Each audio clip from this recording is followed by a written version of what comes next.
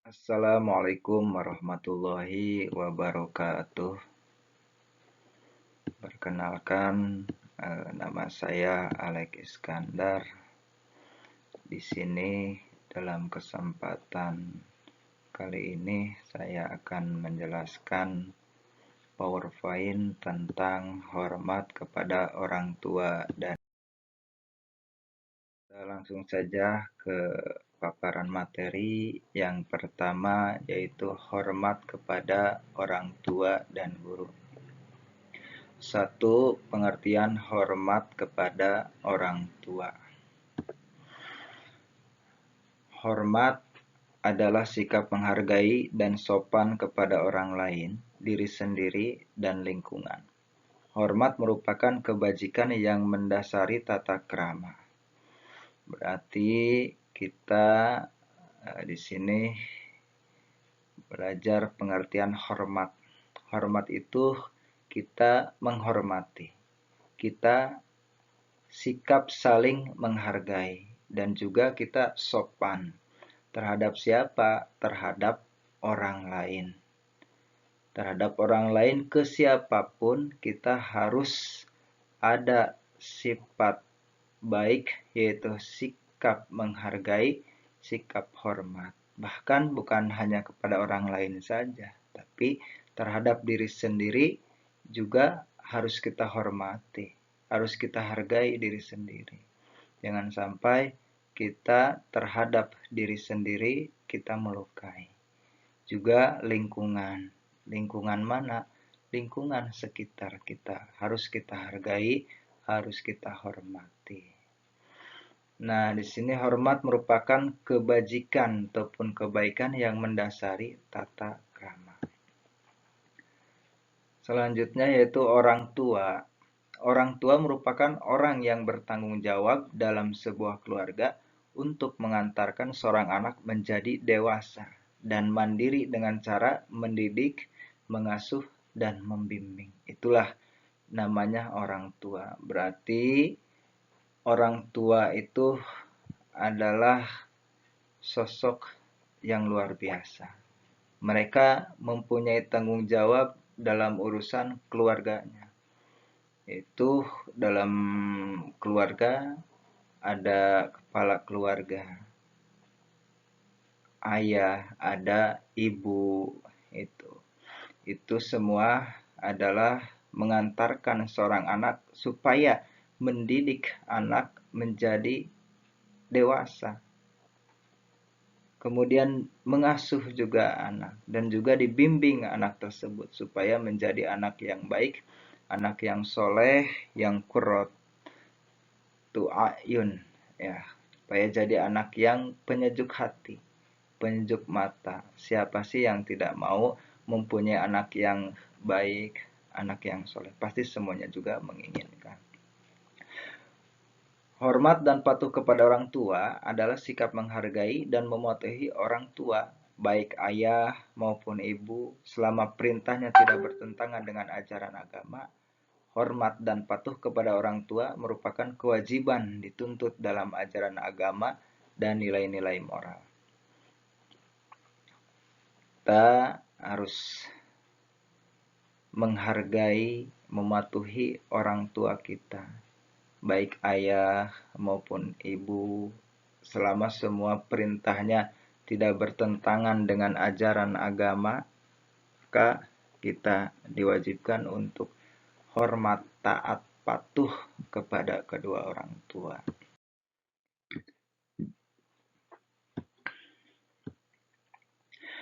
Hormat seorang anak kepada orang tua apa saja?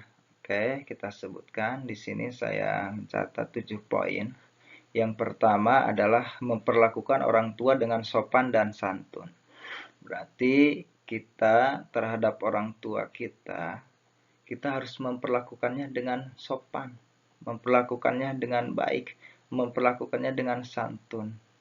Jangan sampai kita melakukan dengan tindakan yang tidak enak untuk dipandang dan juga tidak enak untuk dilihat. Itu yang pertama, lakukan orang tua kita dengan sopan dan santun. Kemudian mematuhi perintah orang tua selama tidak bertentangan dengan ajaran agama. Apapun yang orang tua kita perintah kepada kita, maka kita harus menuruti, harus patuh terhadap perintahnya selama tidak bertentangan dengan ajaran agama. Nah, kalau misalkan orang tua kita memerintahkan kita untuk membeli cabai misalkan ke warung, untuk membeli garam, lain sebagainya, kita langsung, tidak boleh kita untuk menunda-nunda, kita harus cepat eh, datang dan mematuhi semua perintah orang tua. Yang ketiga, membantu pekerjaan orang tua. Nah, orang tua kita kan di rumah banyak pekerjaan, ya, mencuci, mengepel, bersih-bersih dan lain sebagainya. Pokoknya pekerjaan orang tua kita harus bantu. Jangan orang tua kita kerja sendiri, kita malah main-main. Zaman sekarang kan banyak yang main HP dan sebagainya. Yang keempat, merendahkan diri pada keduanya baik dalam perkataan maupun dalam perilaku. Ketika kita berhadapan dengan orang tua, kita harus merendahkan diri pada keduanya. Baik kita sedang mengobrol, sedang bercerita, bercanda, lain sebagainya. Jaga sikap etika kita terhadap orang tua. Jangan sampai kita terhadap orang tua meninggikan, gitu ya. Kita harus menunduk, merendahkan diri kepada kedua orang tua. Yang kelima, selalu mendengarkan perkataan orang tua. Tuh, kalau misalkan orang tua kita sedang menasehati, orang tua kita sedang memberikan arahan, bimbingan buat kita, maka kita harus dengarkan semua arahan orang tua. Perkataan orang tua kita harus dengarkan. Jangan memalingkan, gitu ya. Jangan memalingkan muka. Itu apalagi kita sampai muka sinis dan sebagainya. Itu tidak pantas kedudukan kita sebagai anak terhadap orang tua. Kita harus patuh, nurut dengan semua yang diperintahnya. 6. Selalu mendoakan orang tua akan keselamatan. Nah, nomor 6, kita doakan orang tua kita, baik yang masih hidup maupun yang sudah meninggal. Kita doakan. Kita sebagai anak yang baik, waladun solihin, ya, anak yang soleh, kita doakan. Doakan orang tua kita. Doakan supaya orang tua kita itu selamat. Selamat dunia, selamat di akhirat juga. Doakan. Kan ada doa ibu bapak, Allahumma gfirli dunubi wali walidayya warhamhuma kama rabbayani shogiro. Doakan setiap hari. Setiap habis sholat 3 kali didoakan tuh yang masih hidup. Kalau yang sudah meninggal juga sama didoakan. Kirim bacaan Al-Quran. Kirim bacaan Al-Fatihah buat orang tua kita yang sudah meninggal. Yakin mereka yang sudah meninggal bakal bahagia karena memiliki anak yang soleh, yang baik, yang senantiasa mendoakan orang tuanya. Yang terakhir, yang 7, yaitu merawat orang tua ketika sakit. Nah, kalau misalkan orang tua kita lagi sakit, kita harus merawatnya. Kita harus menjaganya. Jangan sampai orang tua kita sakit, kita diamkan. Jangan sampai orang tua kita sedang merasa tidak enak badan, kita malah menjauhi. Nah, kita semua pasti ya sebagai anak ingin menjadi anak yang qurratul ain, ya, penyejuk hati itu, ya. Kalau misalkan kita melihat dari ada kisah Uwais Al-Qarni, itu kan dia itu kan kedudukannya kan luar biasa. Bisa sampai-sampai masyhurun fil ar, sampai terkenal di langit. Gara-gara apa? Gara-gara merawat ibunya yang sedang sakit. Ya, ketika Wais Al-Qarni ingin sekali berperang dengan Kanjeng Nabi, ingin ikut, tapi kan di situ melihat orang tua, ya, ibunya sedang sakit, terus sudah tua, masa mau ditinggalkan. Nah, dengan seperti itu merawat orang tua, akhirnya Wais Al-Qarni itu diangkat derajatnya oleh Allah. Akhirnya terkenalah Wais Al-Qarni di langit seperti itu ya. Jadi kita terhadap orang tua, jaga orang tua kita, rawat orang tua kita. Oke, materi selanjutnya hormat kepada guru. Guru adalah sosok yang harus dihormati dan diagungkan. Karena keberkahan ilmu yang diperoleh sangat dipengaruhi oleh sikap murid terhadap guru. Menghormati guru adalah salah satu syarat untuk mendapatkan keberkahan dalam belajar. Guru juga disebut figur yang tidak hanya mendidik secara akademis, tapi juga membentuk karakter dan spiritualitas murid. Nah, mengapa kita harus hormat kepada guru? Guru juga sama. Guru termasuk orang tua kita yang kedua setelah di rumah. Kalau misalkan tidak ada guru, maka kita akan mendapatkan ilmu dari siapa, gitu ya. Kalau misalkan kita tidak ada guru, maka guru itu adalah seorang sosok yang harus kita hormati juga, yang harus kita agungkan. Nah, dengan seperti itu, maka nanti ilmu-ilmu yang telah kita pelajari, ilmu-ilmu yang telah kita tuntut darinya, ya, yang telah diberikan kepada kita, kita akan mendapatkan keberkahan ilmu gitu. Banyak kan orang yang belajar kepada seorang guru, lama belajarnya, tapi tidak bermanfaat ilmunya. Karena apa? Karena tidak ada rasa hormat terhadap seorang guru itu. Maka kita harus menghormati guru.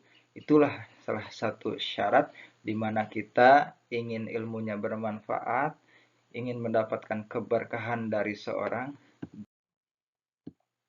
Kemudian selanjutnya hormat seorang murid kepada guru. Pertama, kita menggunakan bahasa yang sopan. Kalau misalkan kita sedang berbicara dengan guru, sedang berhadapan dengan guru, maka kita harus mengucapkan bahasa yang sopan, bahasa yang baik, bahasa yang mengenakan, ya, bukan yang tidak mengenakan. Seperti itu bahasanya ya. Harus gunakan bahasa yang baik. Kemudian dua, mendengarkan dengan seksama. Nah, siapa ketika seorang guru sedang menjelaskan, seorang guru sedang memberikan ilmu-ilmunya, kita tidak mendengarkan. Siapa di sini ada? Nah, kita harus dengarkan dengan sesama supaya ilmu yang Bapak Ibu guru sampaikan itu bisa sampai kepada kita. Kemudian yang ketiga, menunjukkan rasa terima kasih. Kita harus banyak terima kasih kepada guru kita, karena dengan adanya guru, hidup kita pun akan terarah. Gitu. Kita kalau misalkan tidak ada guru, tidak mungkin kita bisa sampai sukses seperti itu. Dan juga sukses seperti ini. Semua juga berkat adanya guru. Nah, semua bisa tercapai cita-cita dan lain sebagainya karena berkat guru kita. Itu ya, berkat guru. Tidak semata-mata orang lain jadi pilot, jadi dokter. Ya, itu semua adalah berkat guru semuanya. Jadi kita harus banyak terima kasih kepada seorang guru. Kemudian yang keempat, menjaga etika dan adab. Jaga etikabilitas kita dan adab kita terhadap guru. Itu ada batasan kita sebagai murid. Kita sebagai siswa terhadap guru ada batasan-batasannya. Itu jangan sampai etika kita itu hilang. Coba kalau misalkan kita berjalan, ya kita berpapasan, apa yang akan kita lakukan? Ya kita sapa, jangan sampai kita memalingkan muka ataupun kita seolah-olah tidak kenal. Itu jaga etika dan adab kita. Kemudian yang kelima, teladani perintah guru yang terpuji. Kita, karena yang namanya guru itu adalah digugu dan ditiru, maka kita harus meneladani perintah guru yang terpuji. Perintah yang baik, lihat sosok guru. Kita harus ikuti perintah guru, teladani yang baik. Gitu ya. Nah, sama ketika kalau misalkan ada guru yang mencerminkan tidak baik, kita jangan ikuti. Itu ya, sekalinya bertentangan gitu. Kalau misalkan baik, kita ikuti perintah guru. Ya. Nah, kemudian yang keenam, senantiasa mendoakan guru untuk kebaikan dunia dan akhiratnya. Yang keenam, kita doakan guru-guru kita semua semoga sehat, panjang umur, juga bisa mengamalkan ilmu-ilmunya kepada murid-muridnya. Seperti itu ya. Ada guru juga mendoakan para siswanya, para muridnya, supaya mereka-mereka yang belajar, yang menuntut ilmu, dapat ilmunya. Seperti bisa tersampaikan dengan baik, bisa tersampaikan dengan utuh, bisa tersampaikan dengan sempurna. Seperti itu. Nah, itu hormat seorang.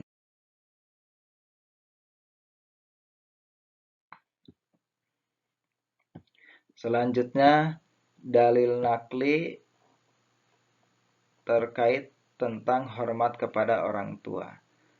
Di sini dalam Quran surat Al-Isra ayat 23-24. Ini yang B ya. Bismillahirrahmanirrahim. Wa qadara rabbuka alla ta'budu illa iyyahu wa bil walidaini ihsana. Imma yablughanna indakal kibara ahaduhuma aw kilahuma fala taqul lahumā uffi wa la tanharhuma wa qul lahumā qawlan karīmā. Wahfiz lahuma janaha dzulli minar rahmati wa qur rabbirhamhuma kama rabbayani shaghira. Yang artinya di sini, dan Tuhanmu telah memerintahkan agar kamu jangan menyembah selain Dia, dan hendaklah berbuat baik kepada ibu bapa. Jika salah seorang di antara keduanya atau kedua-duanya sampai berusia lanjut dalam pemeliharaanmu, maka sekali-kali janganlah engkau membentak keduanya. Dan ucapkanlah kepada keduanya perkataan yang baik. Dan rendahkanlah dirimu terhadap keduanya dengan penuh kasih sayang. Dan ucapkanlah, wahai Tuhanku, sayangilah keduanya, sebagaimana mereka berdua telah mendidik aku waktu kecil. Quran Surat Al-Isra ayat 23-24. Nah, dalam Surat Al-Isra ayat 23-24 ini, pertama bahwa Allah memerintahkan kepada kamu, kita semua, jangan menyembah selain Dia. Alla ta'budu illa Iyah. Kita semua jangan menyembah selain Dia. Jangan kita menduakan Allah. Kita jangan musyrik. Ya, itu jangan menduakan Allah. Kita itu harus yakin bahwa Allah lah yang menciptakan kita semua, bahwa Allah lah Qul huwallahu ahad. Allah itu esa. Ya. Jadi kita pertama jangan menyembah selain Dia. Kita menyembah kepada Allah. Nah, jangan menyembah kepada pohon, tidak boleh ya. Matahari tidak boleh. Kita menyembah tetap kepada Allah. Yang kedua wabil walidaini ihsana. Nah, ini hendaklah kita berbuat baik kepada kedua orang tua, kepada ibu bapak kita. Kita harus berbuat baik. Kita harus berbakti kepada kedua orang tua kita. Mengapa kita harus berbakti kepada kedua orang tua kita? Karena orang tua kita lah yang melahirkan kita. Kita tidak mungkin ada di dunia kalau tidak ada perantara orang tua kita. Makanya orang tua kita itu luar biasa ketika melahirkan kita kan. Ya, berapa bulan? 9 bulan.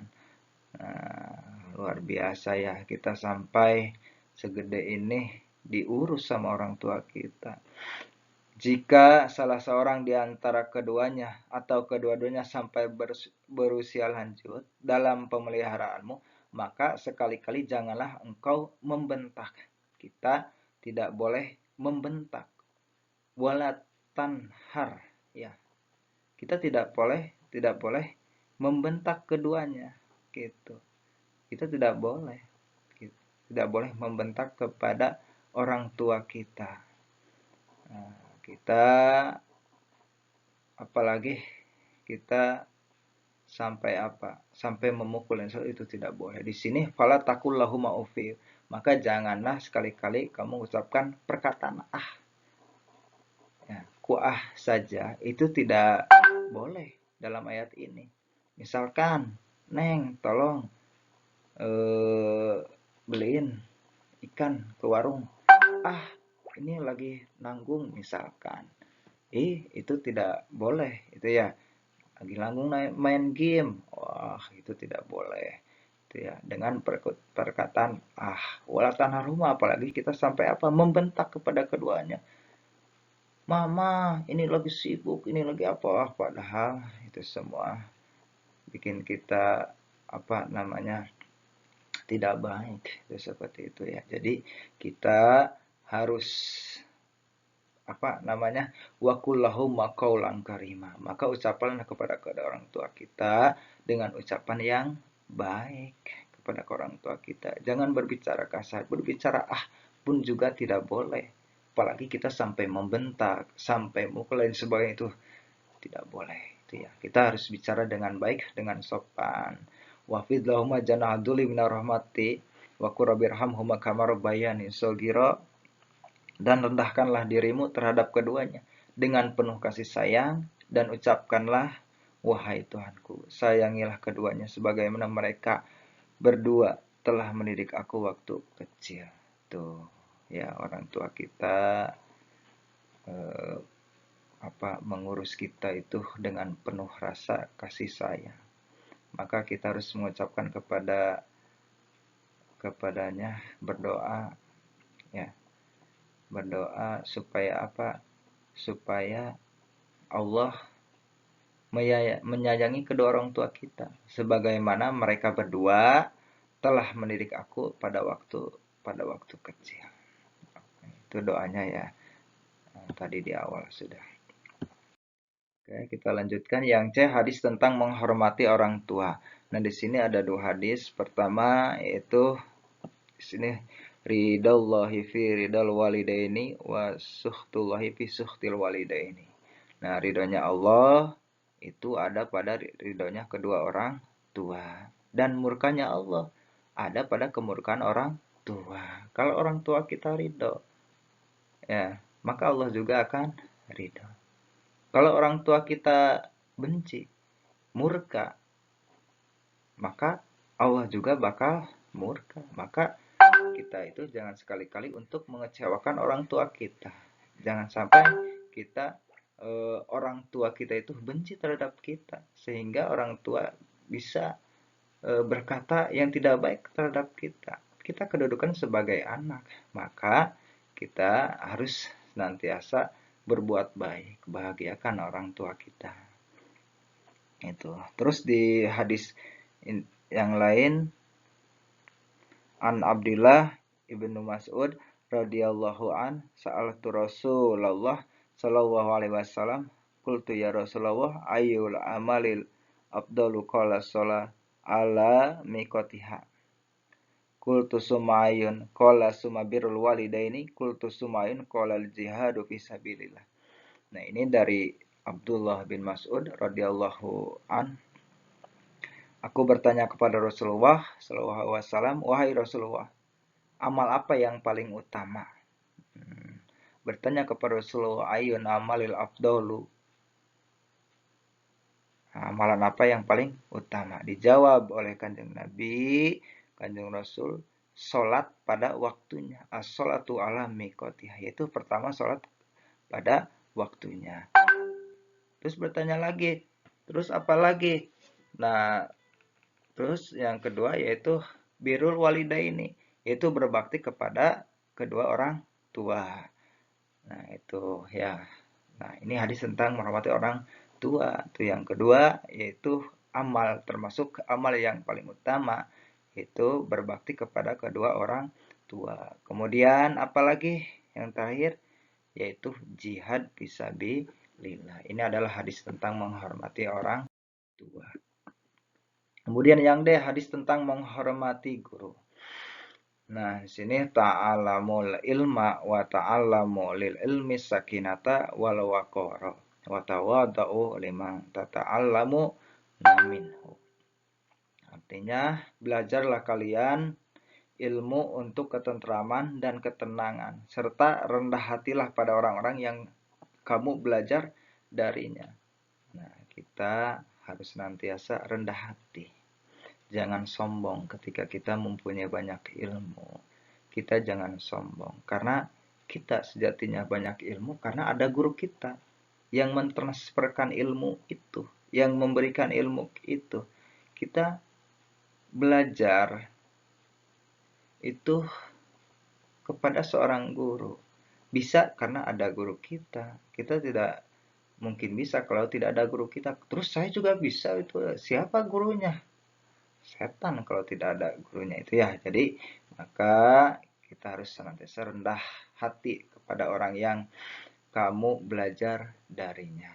Kepada seorang guru, kita hormati seorang guru. Kemudian yang kaitan antara ketauhidan dalam beribadah dengan hormat dan patuh kepada orang tua. Pertama, perintah berbuat baik kepada orang tua dan hormat pada guru adalah perintah Allah dan Rasul-Nya. Nah, Allah dan Rasul-Nya itu memerintahkan supaya berbuat baik kepada orang tua dan hormat juga pada guru.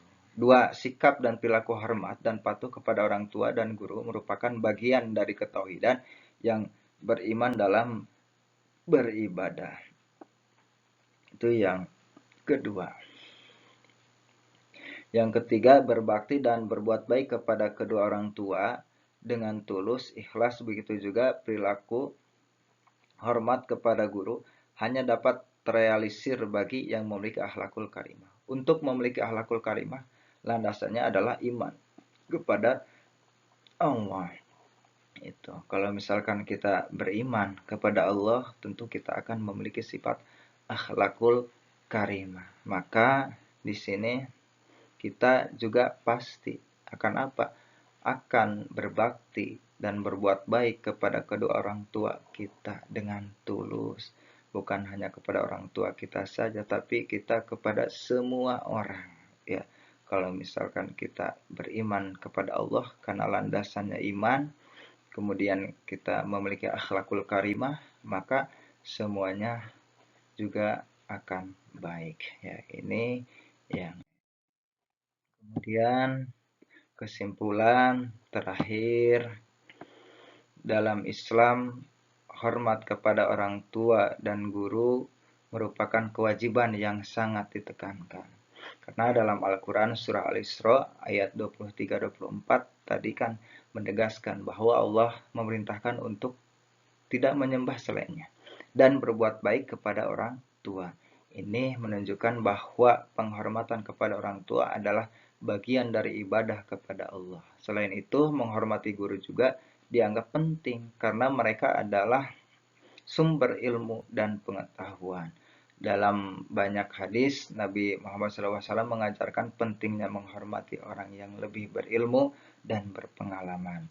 Mengajarkan pentingnya menghormati orang yang lebih berilmu dan berpengalaman secara keseluruhan. Hormat kepada orang tua dan guru dalam pandangan Islam adalah bentuk pengakuan atas jasa mereka dalam mendidik dan membimbing, serta merupakan bagian dari akhlak yang baik yang harus dimiliki setiap muslim.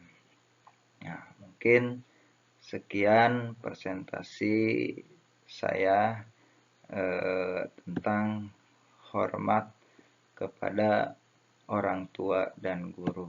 Mudah-mudahan apa yang saya sampaikan dalam presentasi ini ada manfaatnya ya melalui PowerPoint ini. Kalau misalkan benar itu dari Allah Subhanahu wa taala, kalau misalkan salah itu dari saya pribadi.